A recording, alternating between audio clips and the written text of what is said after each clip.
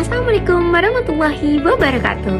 Halo teman-teman semuanya, perkenalkan nama aku Amelia Dwi Maharani. Di sini aku akan memaparkan materi terkait dasar Big Data. Sebelum kita melangkah lebih jauh lagi, teman-teman tahu nggak sih apa itu Big Data? Nah, di sini ada menurut para ahli, yaitu menurut Gartner. Menurut Gartner, Big Data dapat didefinisikan sebagai volume, kecepatan, dan keberagaman data yang sangat besar yang memerlukan teknologi dan pendekatan khusus untuk pengolahan dan analisis agar dapat menghasilkan informasi yang berharga. Kalau kita menelaah lebih jauh dari kata Big Data ini, kita bisa tahu loh teman-teman, sebenarnya tuh Big Data itu apa. Kalau secara lebih singkat lagi, kalau Big Data kan itu dari bahasa Inggris ya, Big dan Data, dari dua kata. Big itu besar dan data itu adalah informasi. Jadi kalau kita simpulkan, Big Data itu adalah sekumpulan informasi yang sengaja dikumpulkan yang jumlahnya besar dan biasanya itu isinya itu menghasilkan informasi yang berharga, baik itu untuk sekelompok orang bahkan untuk perusahaan. Nah, habis itu ada karakteristik Big Data. Ada apa aja sih? Karakteristik Big Data dapat kita simpulkan menjadi 5 P, yaitu ada volume, velocity, variety, veracity, dan value. Yang pertama ada volume. Volume ini jumlah data yang sangat besar. Jadi Big Data ini kita telah tahu ya, karakteristik Big Data ini pasti jumlahnya besar, sangat besar. Bukan hanya puluhan, bukan hanya ratusan, bukan hanya ribuan, bahkan jutaan data biasanya. Yang kedua adalah velocity. Velocity yaitu kecepatan yang data yang dihasilkan dan diproses. Jadi kecepatan pemrosesan data ini sangat cepat. Selain dia menampung banyak sekali data, datanya itu sangat cepat dan akurat.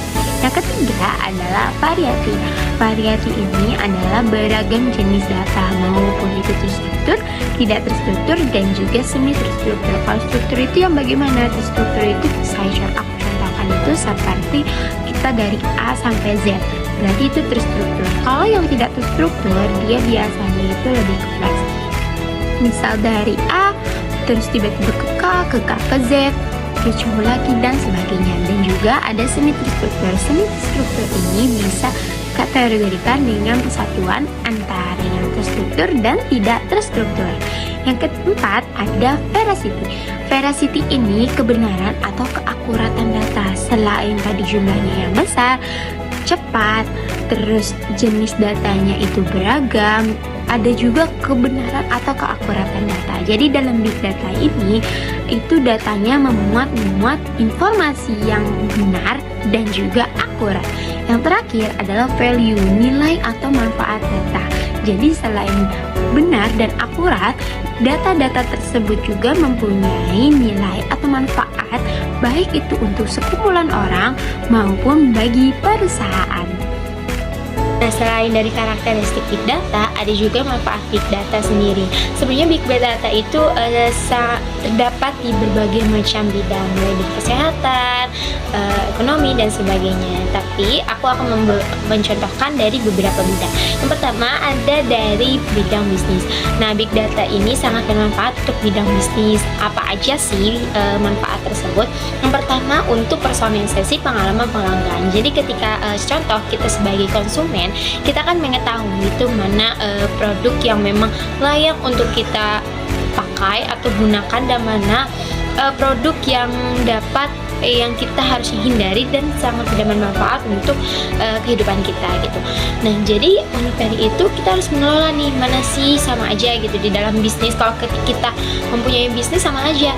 Kalau misalnya kita mengumpulkan suatu berupa kuesioner dari beberapa konsumen, lalu jadikan satu, kira-kira apa sih yang harus dievaluasi dari produk kita dan apa yang harus dikembangkan oleh produk kita. Nah, itu disatukan dalam Big Data. Yang kedua itu adalah prediksi tren pasar. Karena zaman yang semakin berubah ini sangat berpengaruh terhadap tren pasar, seperti kita menggunakan baju ataupun menggunakan tas dan sebagainya, pasti itu kan kita mengikuti sesuai zamannya. Nah, kita harus mengikuti dengan cara apa? Dengan cara kita terjun langsung ke pasarnya. Melalui apa? Kita harus menelaah nih, kira-kira apa sih yang terjadi gitu, atau tren apa sih yang lagi hits atau lagi boomingnya gitu. Nah, itu dimasukkan dalam satu data, yaitu big data. Terus yang terakhir adalah optimalisasi rantai pasok.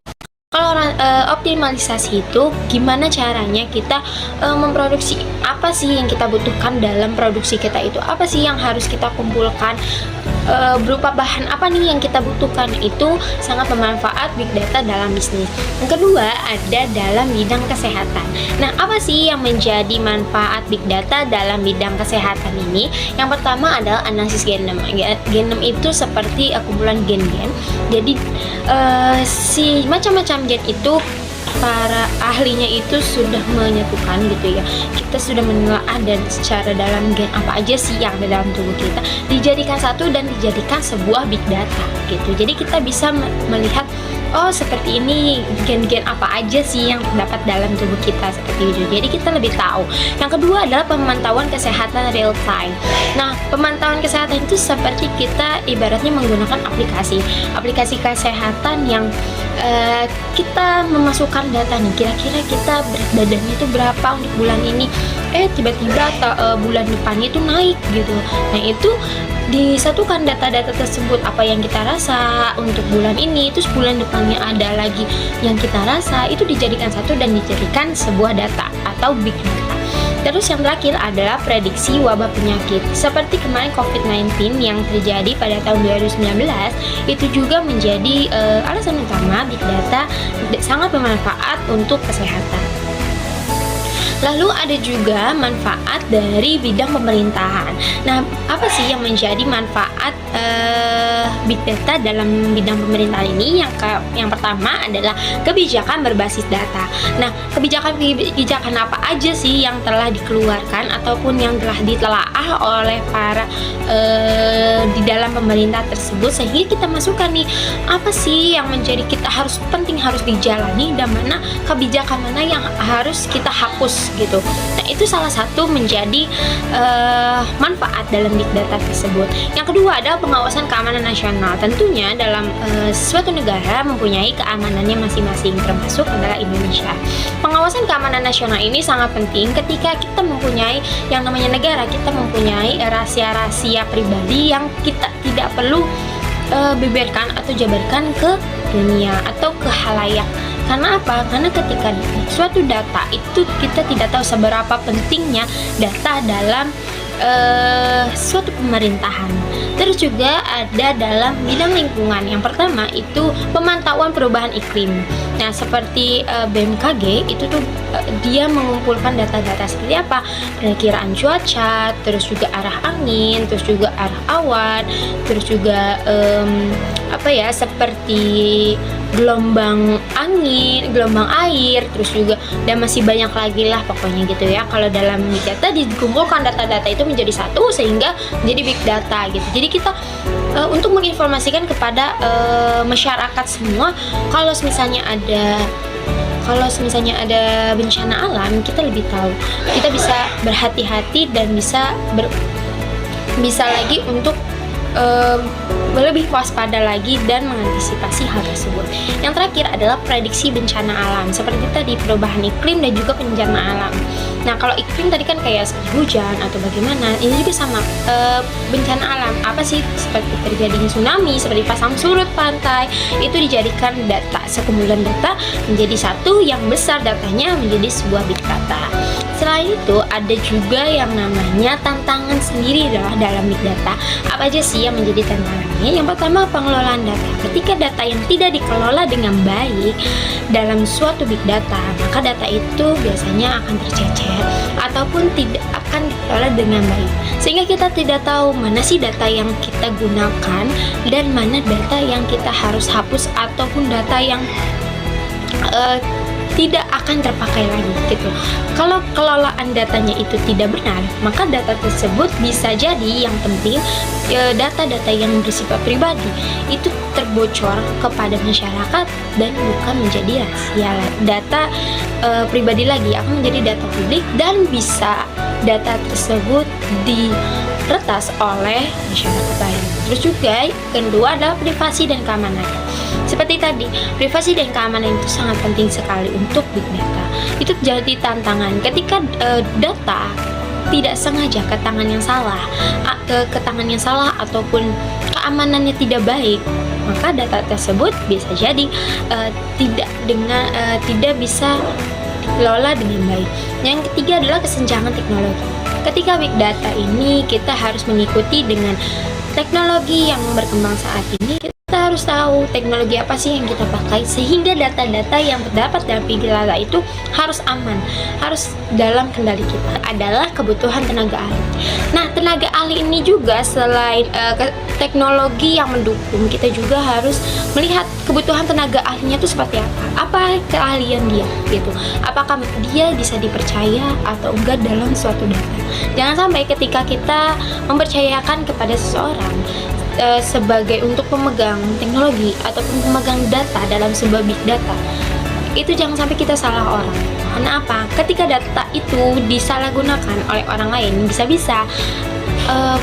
diretas ataupun bisa dijiplak oleh seseorang atau kelompok lain. Itu akan sangat-sangat bahaya, baik itu bagi perusahaan, perorangan, maupun kelompok, maupun sebagai masyarakat. Jadi itu sangat menjadi tantangan dalam sebuah big data. Nah, dalam big data ini adalah teknologinya. Apa aja sih yang menjadi teknologinya? Yang pertama adalah Hadoop.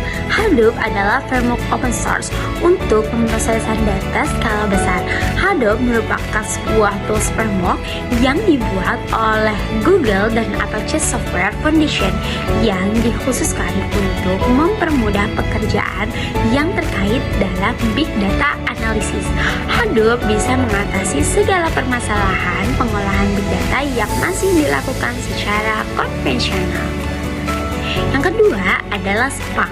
Spark ini data yang cepat dan efisien. Adalah sistem pemrosesan terdistribusi sumber terbuka yang digunakan untuk beban kerja big data. Sistem ini memanfaatkan caching dalam memori dan eksekusi query yang dioptimalkan untuk query analitik cepat terhadap data dengan skala ukuran. Nah, selanjutnya adalah alas visualisasi data. Aplikasi perangkat lunak yang membantu pengguna menganalisis dan implementasikan big data melalui penggunaan antarmuka grafis seperti bagian grafik dan peta. Contohnya yaitu seperti QClick, Plotly, Power BI, dan Layout. Oke, sekian dulu presentasi dari aku. Semoga bermanfaat untuk teman-teman semua ya. Mohon maaf apabila ada kesalahan dari aku. Terima kasih untuk menonton video ini. Wassalamualaikum warahmatullahi wabarakatuh. Assalamualaikum warahmatullahi wabarakatuh.